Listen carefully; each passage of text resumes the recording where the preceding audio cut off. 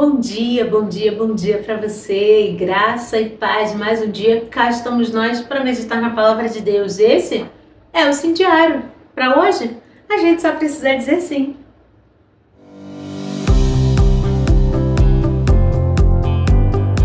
Hoje eu quero ler para você uma história tão fofinha. É um dos meus personagens preferidos. E ele está lá no Antigo Testamento. Nós vamos a Gênesis 45, do versículo 5 a 8. Gênesis 45, de 5 a 8. Você vai saber de quem a gente está falando agora.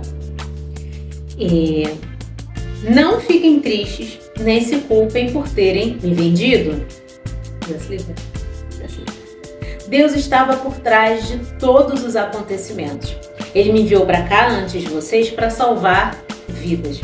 Já faz 2 anos que há fome na terra e ela vai continuar por mais 5 anos. Nesse tempo, não haverá plantio nem colheita. Deus me enviou antes de vocês para preparar o caminho e garantir que um remanescente ficasse na terra para salvar a vida de vocês por meio de um grande ato de livramento. Portanto, entendo que não foram vocês que me mandaram para cá, mas o próprio Deus. Ele fez que eu me tornasse praticamente um pai para Faraó. O rei do Egito deixou até seus assuntos pessoais aos meus cuidados e me fez governador sobre o país inteiro. Glória a Deus por essa palavra. Você já adivinhou, né? Claro, nós estamos falando do nosso amigo José. Eu já falei aqui que eu amo a história de José, eu amo o testemunho de José, inclusive eu amo apanhar com este testemunho.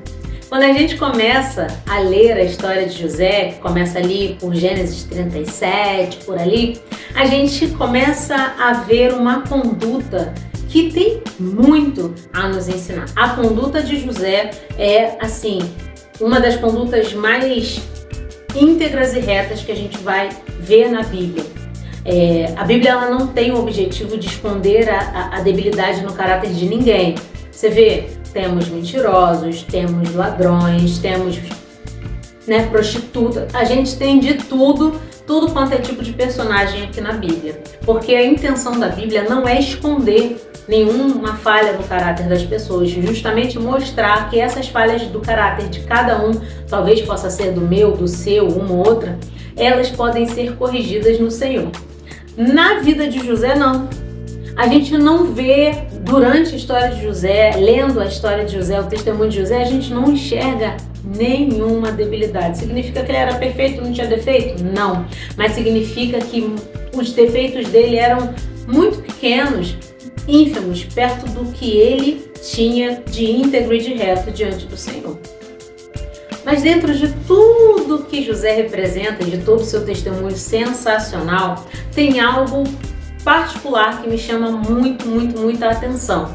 E aí a gente começa a ver isso, e a entender sobre isso, e eu acho, se eu não me engano, de toda a história de José, que esses detalhes só estão no capítulo 39. Mas a gente entende que toda a história dele é permeada por esse ponto, quer ver? No capítulo 39 de Gênesis,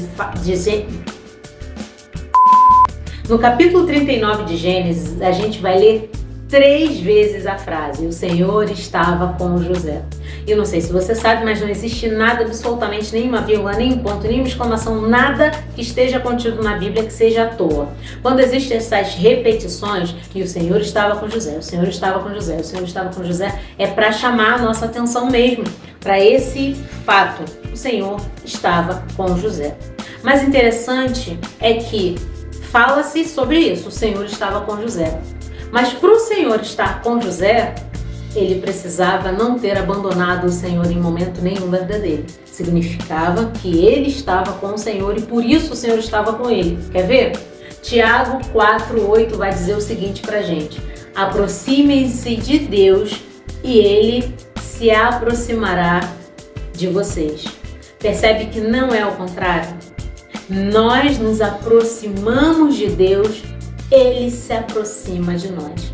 Não é Deus se aproxima de nós e nós nos aproximamos. Não, porque quando ele se aproxima da gente, a gente, mete o pé, só eu. Não, só eu, né? Não é possível. Quando Deus tenta, quantas foram as tentativas dele se aproximar de mim? Quantas foram as tentativas e eu neguei? É óbvio, eu super entendo que Eclesiastes é real na vida de todo mundo. Há tempo para todas as coisas. Mas também tem a questão da decisão. José decidiu, mesmo sendo jogado no poço, sendo caluniado pelos seus irmãos, sendo afastado da família, sendo vendido como escravo, sendo preso. Tudo que tinha para acontecer de ruim na vida de José aconteceu. Mesmo com tudo isso, Tiago 4,8 era real na vida dele. Ele se mantinha perto do Senhor e por isso Gênesis 39 fala 3 vezes: e o Senhor estava com José, e o Senhor estava com José, e o Senhor estava com José. Porque em momento nenhum José abandonou o Senhor. José entendia que a qualquer momento alguma coisa ia acontecer. E o que a gente aprende com isso hoje? Alguma coisa vai acontecer. Gente, é fato. Não existe mal que dure para sempre e não existe nada que Deus faça em vão. Essa semana eu ouvi essa frase. Não existe nada que Deus faça em vão. Se não é bênção, é lição. E não é verdade? Tudo tem um propósito, ou nos abençoar ou nos ensinar. O que de certa forma também é bênção, porque nos traz maturidade, conhecimento. Concorda comigo? Concordo. Concorda comigo sim que eu sei. Então, a vida de José, ela sempre vai nos levar para esse lugar de Tiago 4,8. E o Senhor estava com a Fernanda, porque a Fernanda estava com o Senhor. Vai fazer 1 ano agora em fevereiro que eu precisei tirar o meu útero. Ah, que bom! Então você não vai menstruar mais, você não vai ter cólica mais, você não vai ter, né, todas aquelas coisas chatas. Mas, com tudo isso, eu também não vou ter mais filhos. E era um dos meus grandes sonhos, ter 4, 5, 10 filhos e parindo ao longo da vida. Eu queria, eu amo a maternidade, eu amava, eu amo a gestação, né? Ai, a barriga crescendo, isso tudo. Eu vejo uma grávida, eu quero logo, botar a mão na barriga, ver se o neném mexe pra mim. Eu amo isso. E quando eu descobri em 2024 que esse era o diagnóstico, eu me desesperei. E aí eu achei que era o fim, eu achei que... Mas será que alguma coisa sai do controle da mão de Deus? A vida de José saiu? Com tudo que ele viveu? Não. E eu louvo a Deus por quê? Porque eu tava com isso tudo na minha cabeça. Falei esses dias sobre a prateleira, né? Sobre ter o que tirar de esperança das nossas prateleiras porque a gente lê a palavra.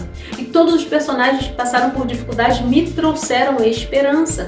E eu fui num médico, fui no outro, fui no outro. 3 médicos disseram a mesma coisa. Eu fui pro médico dos médicos e o médico dos médicos, depois de 9 meses orando, me falou a mesma coisa. Foi aí que eu dei, entrada nos exames e comecei a fazer os exames para a cirurgia, que foi em fevereiro de 2025. Onde eu quero chegar com isso? Eu continuei. Eu perseverei. Ai, Fernanda, você é a boa zona, você é sinistra. Não. Como diz Paulo, né? Vou parafrasear Paulo, dos pecadores eu sou a pior. Mas eu permaneci. E eu tô aqui para te contar que dá para permanecer, mesmo quando tá dando muito ruim. Ali, no dia 25 de fevereiro de 2025, era o fim. 25 nada, tô doida. Foi dia 12 de fevereiro. Para mim parecia o fim, porque era o fim de um sonho que não tem jeito, não tem mas se você fizer assim você consegue. Não tem jeito. Eu não vou conseguir mais engravidar. Tudo bem. Mas o Senhor, Ele me deu outras expectativas e outras perspectivas de que algo bom vai acontecer. Você vai gerar sem útero? Não. Mas agora, o meu órgão gerador de vida não é mais o meu útero. É meu coração. No meu coração, eu gero filhos. Filhos espirituais. Pessoas que eu aconselho, pessoas que eu testemunho, pessoas que eu ensino. E eu amo isso, essa nova perspectiva que o Senhor trouxe para a minha vida. Foi essa expectativa que foi sendo gerada ao longo do tempo de preparação para a cirurgia. E depois, porque primeiro que eu achei que eu não ia sair daquela mesa de cirurgia. De tantas cirurgias, né? Eu costumo dizer e brincar que eu pareço a Emília, boneca de pano. Sou toda remendada, tem várias cirurgias. Mas essa me assustava muito, porque era uma cirurgia grande, era uma cirurgia demorada.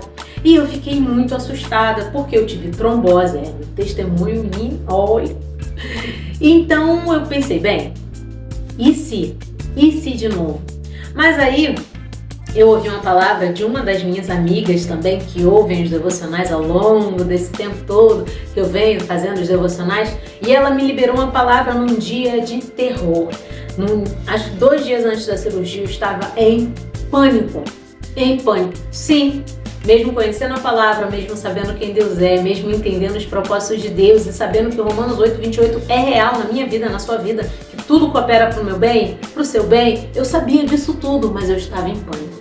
E ela me liberou uma palavra que está lá em Salmos 56:4, se eu não me engano, diz que quando eu ficar com medo, hei de confiar em ti, no Deus cuja palavra eu exalto. Acho que é 54:6, algo assim. E essa palavra me fez lembrar, bem, eu exalto a palavra de Deus todo dia, por que eu tô com medo? E aí, 2 dias antes da cirurgia, eu comecei a trazer paz para o meu coração e a entender que alguma coisa ia acontecer. Ia dar bom. E o que foi de bom que aconteceu? Eu entendi que o meu órgão gerador de vida agora não estava no centro da minha barriga, mas estava no centro do meu peito, era o meu coração. E eu amo fazer o que eu estou fazendo aqui, te ensinar aquilo que Deus me ensina. Eu amo transmitir esse tipo de conhecimento. E sim, é gerador de vida. E essa geração de vida agora acontece aqui. Tudo isso para te contar que alguma coisa boa vai acontecer. Mesmo num cenário completamente desfavorável. E se eu for falar aqui pra tu, da Bíblia, dos personagens que deu muito ruim antes de dar bom, eu vou ficar aqui até amanhã. O vídeo vai ter 1000 horas. Mas o objetivo não é esse. É você entender com o meu testemunho, com a vida de José e com tantos outros personagens da Bíblia que todas as coisas cooperam para o bem daqueles que amam a Deus. Então hoje eu preciso que você entenda que Romanos 8:28 segue valendo, não foi anulado, não vai falhar na tua vez ou na minha vez.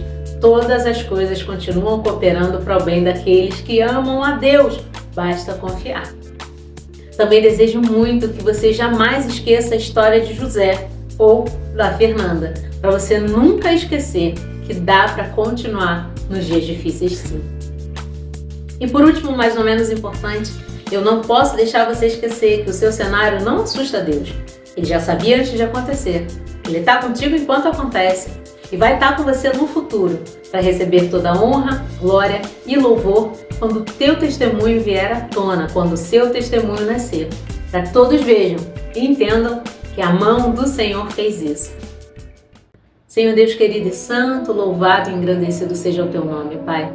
Nessa manhã nós queremos agradecer e engrandecer ao teu nome por todas as maravilhas, por tudo que o Senhor tem feito e por tudo que tu ainda fará, por todo o livramento, toda a cura, toda a provisão que temos em ti e por sabermos que todas as vezes em que a gente te quiser, o Senhor nos quer de volta. Todas as vezes em que a gente se aproximar de ti, o Senhor se aproxima de nós, assim como foi na história de José, assim como Tiago 4:8 nos revela e assim como foi também na minha vida e é todos os dias quando eu me disponho a me aproximar de ti, papai. Em nome de Jesus, que cada um dos meus irmãos e irmãs que estão assistindo esse vídeo, seja de manhã, de noite, de madrugada, tarde, não importa, mas que todos possam ser alcançados pelo teu Espírito Santo e entenderem que precisam de ti, que dá para permanecer nos dias difíceis se não tirarmos os olhos de ti, Senhor.